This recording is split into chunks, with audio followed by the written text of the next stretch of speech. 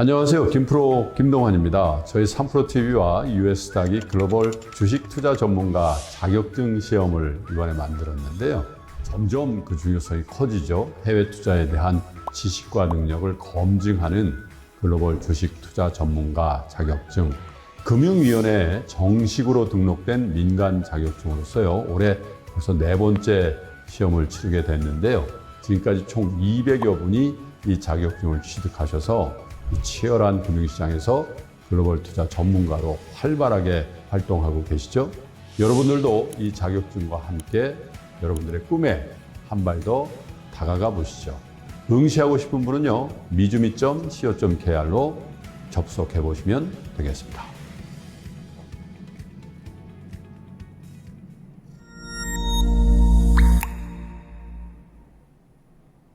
안녕하세요. 이양희입니다. 네, 오늘은요, 여러분들과 함께요, 소위 텐베거라고 아시잖아요. 스뮤타 주식이요. 10배 오를 주식은 도대체 어디서 많이 나오는지를 일부에서 다루겠고요. 그런 관점에서 정말 10배 오를 잠재력이 큰 주식 5개를 소개하는 시간을 갖도록 하겠습니다. 그럼 텐베거라는 건 어떤 거를 우리가 의미하는지 다들 아시겠지만 쉽게 해서 10배 오른 주식인데요. 10배는 웬만하면 오를 수 있죠. 몇십 년 걸리고 뭐 50년, 100년 걸려서 올라가는 건 의미가 없잖아요. 보통 5년에 10배 아니면 10년에 10배 정도 오르는 거를 우리가 이제 텐베거라고 합니다. 네, 10년에 10배 오르려면 어떻게 하면 될까요? 연평균 26% 정도 올라가면 10년에 10배가 되고요. 5년에 10배가 되려면 연평균 58% 올라가니까 이게 만만하게 쉬운 건 아닙니다. 그냥 미국의 S&P 500이 평균 연평균 10%라고 보면 7년에 2배 정도 되는 거거든요. 근데 26%, 58%씩 정말 오르는 주식이 있다 그러면 진짜 대단한 거죠. 그럼 이게 텐베거가 나오는 주식, 우리가 흔히 해서 5년에서 10배, 좀 좁혀서 보면 5년에서 10배가 된 주식이 많았을까요? 적을까요? 이게 꽤 많이 나온다는 겁니다. 1980년 이후만 하더라도요. 이런 조건에 걸리는 주식이 총 175개였는데 그중에서 역시 대부분은 48% 기술 섹터에서 그런 텐베거 주식이 나왔고요. 이런 것들은 과연 어떤 거냐? 그런 일은 어떤 일을 했던 거기 때문에 도대체 그렇게 많이 올라갔냐는 것인데요. 전통적인 기술이면 기술, 전통적인 서비스면 서비스의 다양한 뭐 굿즈가 됐건 제품이 됐건 서비스가 됐건 이런 분야의 기존 방식을 파괴하는 거죠. 그래서 우리가 파괴적 혁신 얘기를 많이 하고 있는데 여하튼 그렇게 파괴를 하면서 매출을 늘리면서 결국은 압도적 시장 점유율을 갖고 오거나 아니면 완전 새로운 시장을 만들어내는 그런 쪽을 하는 기술주나 아니면은 또 다른 섹터에서 많이 나왔는데요. 절대 절반 정도죠. 48%는 기술 섹터에서 많이 나왔다는 것도 여러분 참고적으로 미리 좀 하나 좀 넘어가겠고요.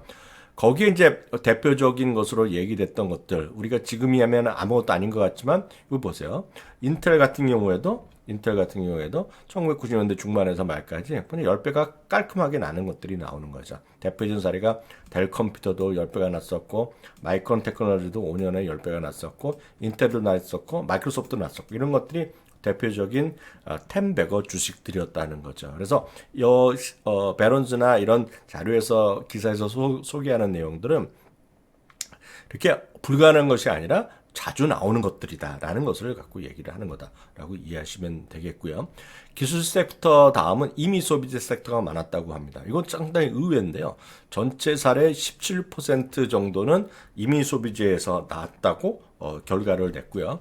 그것은 특히 경기 침체 등으로 인해서 움츠렸던 소비가 아마 지금 같을 수도 있다고 보고 있는데요. 예를 들어 팬데믹 이후에도 많이 올라간 게 많았고요. 또 지금 팬데믹이 끝나고 나니까 올해는 엄청난 인플레이션 때문에 또 위축된 모습이 많았잖아요. 그래서 소비가 움츠렸던 것이 크게 튀는 시점에서 많이 또 임의 소비재가 올랐다는 겁니다. 그래서 과거에 뭐 홈디포도 그랬었고 베스앤바디웍스도 그랬고 여러분 다 아시는 나이키도 텐베거였었고 TJX 맥스 같은 경우에도 전부 다 텐베거 했던 경험이 있었다는 겁니다. 다음은 이제 5년에 10배, 10배면 너무 심하니까 10년에 10배 오른 경우도 더 많을 거 아닙니까? 그러니까 10년에 10배 오른 경우에는 진짜 많았다는 것인데요. 그중에서도 금융주도 많았다는 건데요. 금융주는 워낙 이제 우리가 아는 금융주 말고도 수많은 금융주가 있어서 그럴지도 모르겠지만 1980년 이후만 하더라도 총 200번이 넘게 금융주들이 10배 오른 주식들이 왕왕 나왔다는 겁니다.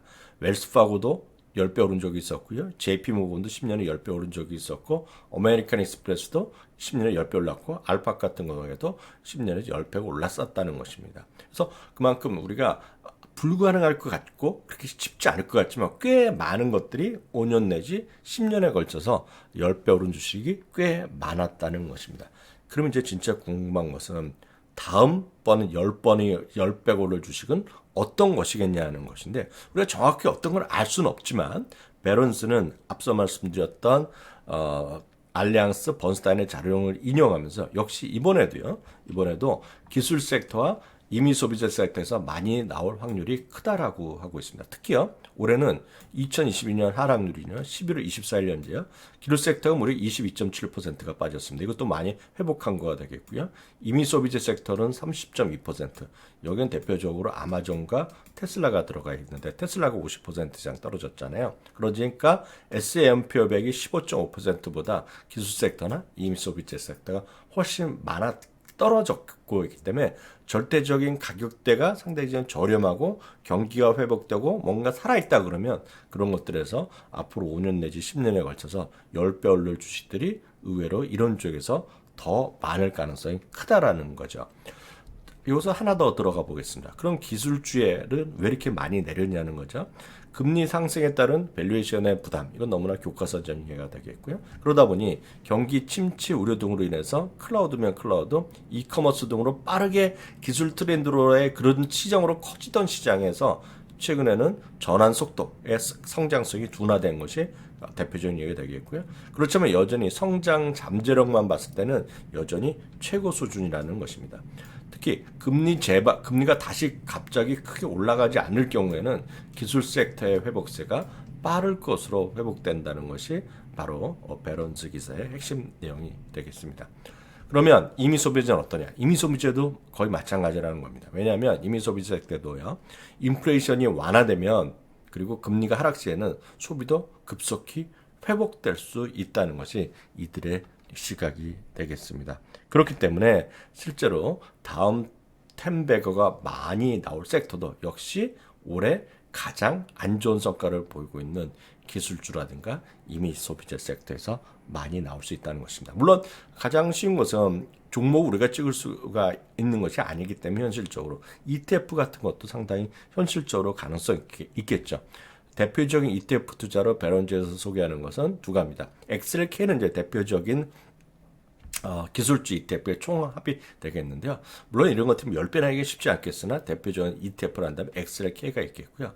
다음은 RCD를 얘기하고 있는데, RCD는 우리가 흔히 얘기하는 이미 소비재의 시가총액 기준이 아니라 이미 소비재의 이거는 이퀄레이터입니다. 이미 소비재 섹터의 주식들을 n분의 1로 한 것인데, 이거 왜냐하면 실제로 이들의 시각에 따르면 대표적으로 아마존과 테슬라의 비중이 워낙 크기 때문에 그보다는 n분의 1 하는 것이 오히려 장기적으로 봤을 때는 좀 더 안전하면서도 성장성이 크게 나올 수 있다는 측면에서 특이하게 RCD를 그런 섹터 ETF에서 시가총액이 아니라 n분의 1로 선택했다라고 이해하시면 되겠습니다. 다만 ETF로는요, 10배거를 기대하기는 좀 그렇지 않습니까? 그래서 이 부분을 베런스에서도 2부에서 다루고 있습니다. 그래서 막간을 이용해서요, 우리 같이 공부해요라는 이벤트를 여러분들에게 소개해드리도록 하겠습니다. 글로벌 주식 투자 전문가 과정을 뭉쳐서 같이 한번 공부하자는 것으로 저희가 준비했는데요. 2명이 함께하면요, 정상가 39만 9천 원짜리 강의를 한 명당 19만 원에, 3명이 모이면 한 명당 13만 원에, 그리고 4명이 함께하면 한 명당 9만 9천 원에 여러분들이 수강할 수 있는 이벤트가 되겠습니다. 의기투합을 한 다음에 각 그룹의 대표께서는 아래 이메일입니다. 미주미베스트@gmail.com으로요. 신청을 해주시면 저희가 그렇게 정상가보다 파격적으로 할인된 가격으로 수강 신청을 하실 수 있는 URL을 보내드릴 테니까요. 많은 분들 이번 주말까지 참여하실 수 있는 기회를 놓치지 않으시면 좋을 것 같습니다. 바로요 2부를 들어가겠는데 바로 그 다음에 2부는 배런스에서 소개한 템베거의 잠재력이 큰 주식 5개가 되겠습니다. 원문은 여기 보여드렸다시피 이 배런스에 나온 기사니까 여러분들 찾아보시면 그대로 되겠고요. 이들의 그럼 종목 선택 기준은 구체적으로 어떻게 됐을까요? 라는 것인데요. 두 문장으로 정리가 되어 있습니다. 이익 성장에 대한 기대감이 확실하고요. 두 번째, 역사적으로 낮은 밸류에이션으로 들어가 있기 때문에 진입하기에 부담이 별로 없다는 것을 지적하고 있고요. 첫 번째 주식은 여러분이 워낙 잘 아시는 게임 회사입니다. 일렉트로닉 아츠입니다. 주가는 얼마나 장기적으로 좀 횡보하고 있죠. 지금 보시면 2020년에 한번 오른 다음에 중간 장기적으로 좀 횡보하는 그림인데요. 어떤 이 일렉트로닉 아트는 여러분들 많이 아시기 때문에 넘어가도록 하겠습니다. 일렉트로닉 아트를 포함해서 오늘은 그냥 간단하게 장기적인 흐름이기 때문에 네 가지의 어떤 재무제표의 항목만 보여드리겠는데 레비뉴라든가 영업이익, 에비타, 그 순현금의 추이만 보겠기 때문에 이거는 참고로 보여드리겠고 여러분들도 각자 조금 더 이해가 안 되고 익숙하지 않은 기업들은 좀 더 찾아보시고 진입 시점 같은 걸 찾아보시면 되겠죠. 워낙 이게 긴 흐름이고 물론 다 리스크는 있기 때문에 여러분들이 좀 스타디하는 종목에 관심 좀 놓고 보시는 것도 훌륭할 것 같습니다. 다음 온세미컨덕터입니다. 이것도 아시는 분 꽤 많이 계실 것 같습니다. 반도체 설계 회사로 유명하는데 요즘은 특히 자동차라든가 자동차 인공지능 뭐 이런 등등을 위해서 많이들 그쪽에 이제 많이들 투자를 하고 있는 회사로 알려지고 있습니다. 온세미컨덕터가 되겠고요. 주가의 흐름은 그나마 상당히 2020년 이후에도 강세를 계속하고 있는 그런 흐름이 되겠습니다. 앞서 보여드렸던 똑같은 기준입니다. 매출, 영업이익, 에비타, 순현금 흐름까지의 흐름이 되겠습니다. 다음은 DXC 테크놀로지라는 기업인데요. 이거는 이제 IT 서비스 기업으로 알려지고 있습니다. 저도 익숙한 기업은 아닙니다. 뭐 다양한 IT 이런 서비스가 되겠고요. 거기 사이버 보안까지 하는 회사입니다. DXC가 되겠습니다. 주가는 크게 올랐던 이후에 2022년에 반등을 한번 했고요. 알리앙스 번스타인은 이걸 한번 해볼 만하다. 10배 올라갈 수 있는 주식의 5개 중에 하나를 뽑았다는 것도 흥미롭습니다. 역시 마찬가지인데요. 최근에 보면 2018년부터 꾸준하게 매출이 좀 줄어들어서 저는 이게 크게 흥미가 있어 보이지 않는데요. 의외로 지금 DX 테크놀로지에 대해서는 긍정적으로 얘기했기 때문에 여러분 저도 좀 공부를 해보겠지만 여러분들 조금 더 관심 있는 분들은 좀 참고해서 스타트 해보실 필요가 있을 것 같습니다. 시냅틱스는 또 많이들 일정 수준 알려진 기업이고 주요 IB에서도 추천주로 꽤 많이 나온 적이 있습니다. 이 회사는 대표적인 사물 인터넷 쪽에서의 대표 주자로 얘기하는 거 되겠고 AR을 기반으로 한 휴먼 디텍션 이런 것들 많이 하는 것으로 알려지고 있습니다. 다만 이제 주가는 이제 2021년 이후부터 이제 주가가 급락한 건데, 그러니까 주가가 기술주고 이런 것들이 상대적으로 밸류에이션 부담 때문에 많이 떨어지는 거고, 일반적인 주가가 올해 많이 떨어지는 주식 중에 대표적인 주식 중에 하나가 되겠습니다. 포드 PR은 지금 10배 정도밖에 안 되는 것으로 지금 내고 있고요. 다만 이제 2022년에 매출이 상당히 그나마 회복했고, 또 다른 쪽에서 보면 내년 후년에도 좀 증가하는 거로 나오고 있습니다. 그러고 보시면 역시 매출, 영업이익, 에비타, 프리 캐시플로의 항목이라고 이해하시면 되겠습니다. 다음은 주니퍼 네트워크스가 되겠습니다. JNPR인데요. 역시 이것도 마찬가지가 되겠습니다. 실제로 보면 네트워크 관련된 회사가 되겠고요. 여기서도 뭐 AI 드리븐 모멘텀 해갖고 많은 얘기를 하고 있습니다. 여하튼 어찌되었건 간에 시장에서의 네트워크 관련 쪽으로 많이들 분류가 되고 있고요. 거기에 AI 쪽에서도 와 클라우드 서비스에 대한 관련 회사로 알려지고 있습니다. 주가는 이제 2020년 역시 기술주 대표적으로 많이 떨어졌다가요. 좀 최근에 좀 회복하고 있는 추세가 되겠습니다. 역시 마찬가지죠. 조금 흔들렸다가요. 2021년 이후에 조금 회복하는 추세를 좀 보이고 있는데 역시 마찬가지입니다. 주가 자체는 흔들렸고 큰 재미가 없었는데 장기적으로 상당히 긍정적으로 보고 있는 기업으로 지금 알리앙스 번스타인은 선택했다라고 보시면 되겠습니다. 이렇게 오늘 아주 간단하게요.